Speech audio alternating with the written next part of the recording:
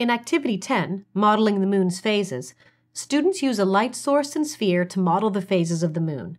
Students first model the orbit of the moon around Earth and infer that moonlight is sunlight reflected by the moon's surface. They then discover that the moon's phases are caused by changes in the amount of light reflected toward Earth as the moon orbits Earth. You will need the following materials from the kit: Activity Sheet 10, Parts A and B, foam balls, set of moon phase cards, extension cord, light bulb, and a light source. You will also need to provide yellow crayons and pencils. To prepare for the activity, make a copy of Activity Sheet 10, Parts A and B for each student. Set up the light source in the center of the room so that students can stand in a circle around it. You will need a light source, a light bulb, an extension cord, and the set of moon phase cards. Poke the end of a pencil halfway into each foam ball.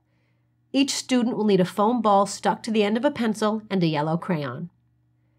To begin the activity, review the class record and the moon phase cards with students. Ask students, does the moon really change shape or does it just look that way? Students know that the moon is shaped like a ball. The moon appears to change shape in the sky, although students still don't know why. Ask, where does the light we see from the moon come from? Students learned in Activity 5 that the moon does not give off any light of its own. But, again, they have not yet learned the source of moonlight.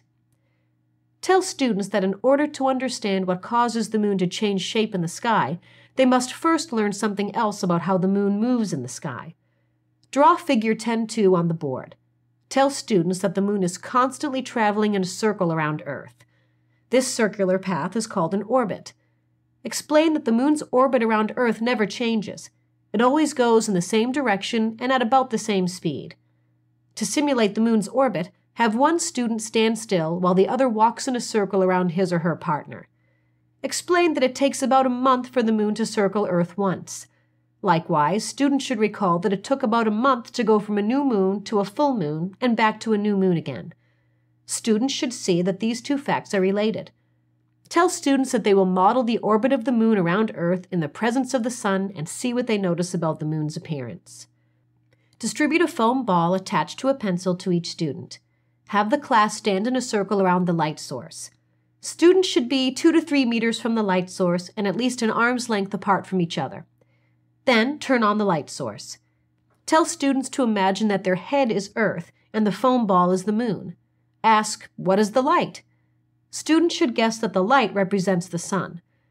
Tell students that they are first going to model the orbit of the moon around Earth. Ask students to face the light and hold the ball out in front of them at arm's length, just a little above their heads. Ask students to turn around slowly, keeping the ball above their heads. Have students repeat the exercise. This time, close the shades and turn off the overhead lights. Have students observe the foam ball more carefully as they turn away from, then toward, the light. Specifically, ask students to observe changes in the way the light from the light source falls on the foam ball.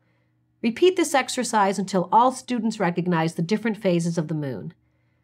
After students have had the opportunity to observe their foam ball, ask, what made the foam ball light up? The light from the light source made the foam ball light up. Then ask, what do you think makes the moon light up? Students should infer that sunlight lights up the moon.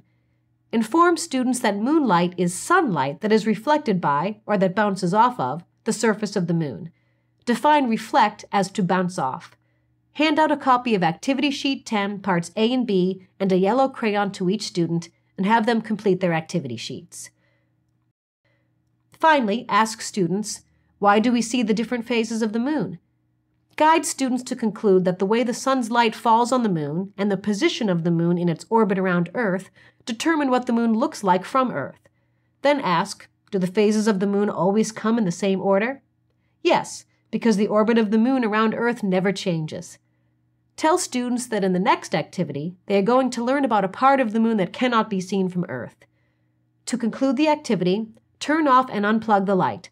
Collect the foam balls and moon phase cards and return them to the kit.